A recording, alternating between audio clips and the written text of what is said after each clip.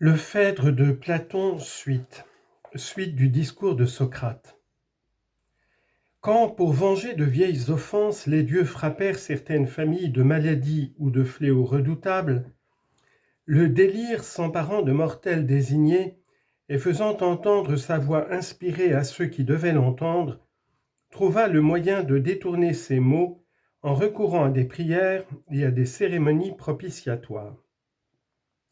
C'est ainsi qu'en inventant les purifications et les expiations, le délire préserva celui qui en était favorisé des maux présents et des maux futurs, car il apprend à l'homme vraiment inspiré et possédé la manière de s'affranchir des maux qui surviennent. Il y a une troisième espèce de possession et de délire, celui qui vient des muses.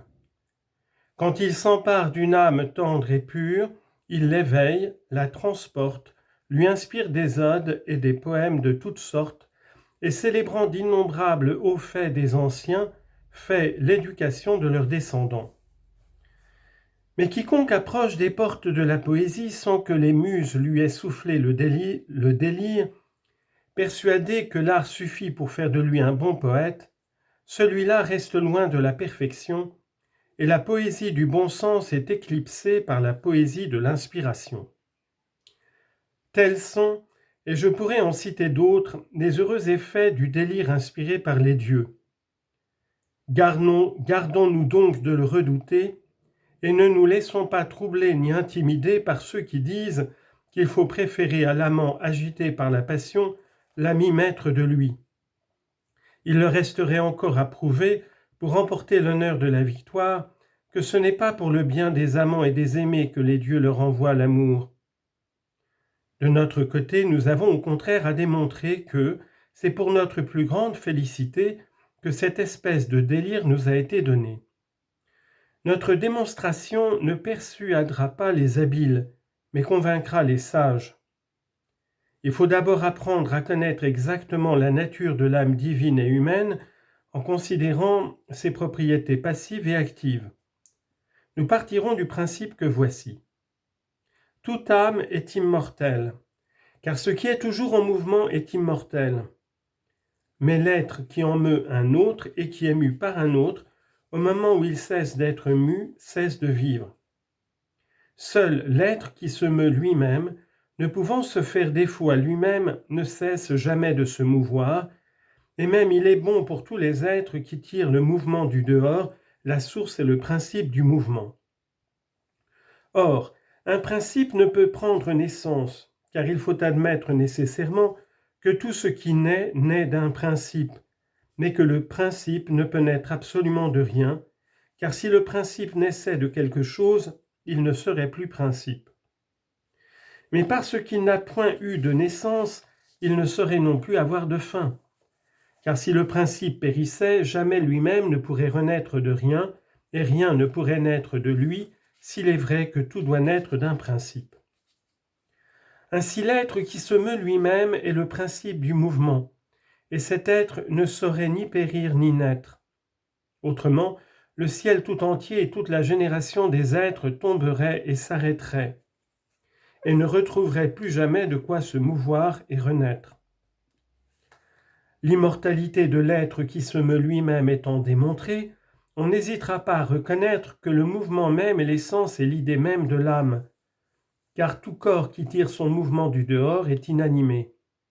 Celui qui le tire du dedans, c'est-à-dire de lui-même, a une âme, puisque la nature de l'âme consiste en cela même. Mais s'il est vrai que ce qui se meut soi-même n'est pas autre chose que l'âme, il s'ensuit nécessairement que l'âme n'a pas eu de commencement et qu'elle n'aura pas de fin. J'en ai dit assez sur son immortalité. Il faut parler maintenant de la nature de l'âme. Pour montrer ce qu'elle est, il faudrait une science toute divine et de long développement. Mais pour en donner une idée approximative, on peut se contenter d'une science humaine et l'on peut être plus bref. J'adopterai donc ce dernier procédé et je dirais qu'elle ressemble à une force composée d'un attelage et d'un cocher ailé. Chez les dieux, chevaux et cochers sont également bons et de bonne race. Chez les autres êtres, ils sont de valeur inégale. Chez nous, le cocher gouverne l'attelage, mais l'un de ses chevaux est excellent et d'excellente race. L'autre est tout le contraire, et par lui-même et par son origine. Il s'ensuit fatalement que c'est une tâche pénible et malaisée de tenir les rênes de notre âme. Mais comment faut-il entendre les termes d'être mortel et d'être immortel? C'est ce qu'il faut tâcher d'expliquer. Tout ce qui est âme a la tutelle de tout ce qui est inanimé et fait le tour du ciel, tantôt sous une forme, tantôt sous une autre. Quand elle est parfaite et ailée, elle parcourt l'empyrée et gouverne tout l'univers. Quand elle a perdu ses ailes, elle est emportée dans les airs jusqu'à ce qu'elle saisisse quelque chose de solide où elle établit sa demeure. Et quand elle a ainsi rencontré un corps terrestre qui, sous son impulsion, paraît se mouvoir de lui-même, cet assemblage d'une âme et d'un corps s'appelle un animal et on le qualifie de mortel. Quant au nom d'immortel, il ne s'explique par aucun raisonnement en forme. Mais dans l'impossibilité où nous sommes de voir et de connaître exactement la divinité, nous nous la représentons comme un être vivant immortel, doué d'une âme et d'un corps, éternellement unis l'un à l'autre. Mais qu'il en soit ce qu'il plaira à Dieu et qu'on en dise ce qu'on voudra, recherchons pourquoi l'âme perd et laisse tomber ses ailes. Voici à peu près ce qu'on peut en dire. La nature a doué l'aile du pouvoir d'élever ce qui est pesant vers les hauteurs où habite la race des dieux. Et l'on peut dire que de toutes les choses corporelles, c'est elle qui participe le plus à ce qui est divin. Or ce qui est divin, c'est ce qui est beau, sage, bon, et tout ce qui ressemble à ces qualités. Et c'est ce qui nourrit et fortifie le mieux les ailes de l'âme. Tandis que les défauts contraires, comme la laideur et la méchanceté, les ruinent et les détruisent. Or le guide suprême, Zeus, s'avance le premier dans le ciel, conduisant son char ailé, ordonnant et gouvernant toutes choses. Derrière lui marche l'armée des dieux et des démons, répartie en 11 cohortes.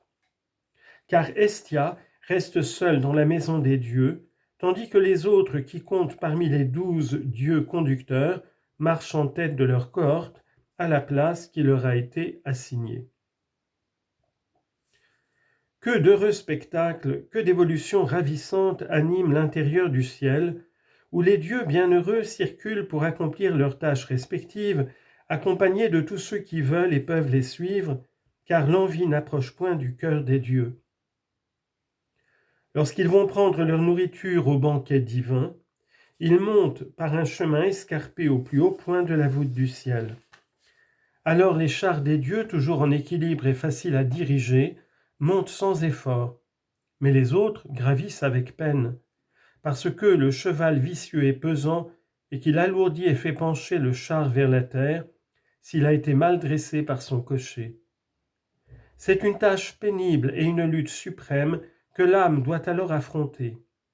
Car les âmes immortelles, une fois parvenues au haut du ciel, passent de l'autre côté et vont se placer sur la voûte du ciel, et tandis qu'elles s'y tiennent, la révolution du ciel les emporte dans sa course et elles contemplent les réalités qui sont en dehors du ciel.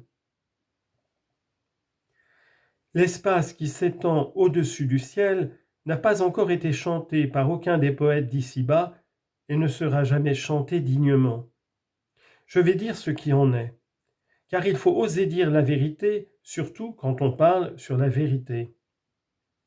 L'essence véritablement existante qui est sans couleur, sans forme, impalpable, uniquement perceptible au guide de l'âme, l'intelligence, et qui est objet de la véritable science, réside en cet endroit. Or la pensée de Dieu étant nourrie par l'intelligence et la science absolue, comme d'ailleurs la pensée de tout homme qui doit recevoir l'aliment qui lui est propre, se réjouit de revoir enfin l'être en soi et se nourrit avec délice de la contemplation de la vérité, jusqu'à ce que le mouvement circulaire la ramène à son point de départ. Pendant cette révolution, elle contemple la justice en soi, Elle contemple la sagesse en soi, elle contemple la science, non celle qui est sujette à l'évolution ou qui diffère suivant les objets que nous qualifions ici-bas de réels, mais la science qui a pour objet l'être absolu. Et quand elle a de même contemplé les autres essences et qu'elle s'en est nourrie, l'âme se replonge à l'intérieur de la voûte céleste et rentre dans sa demeure.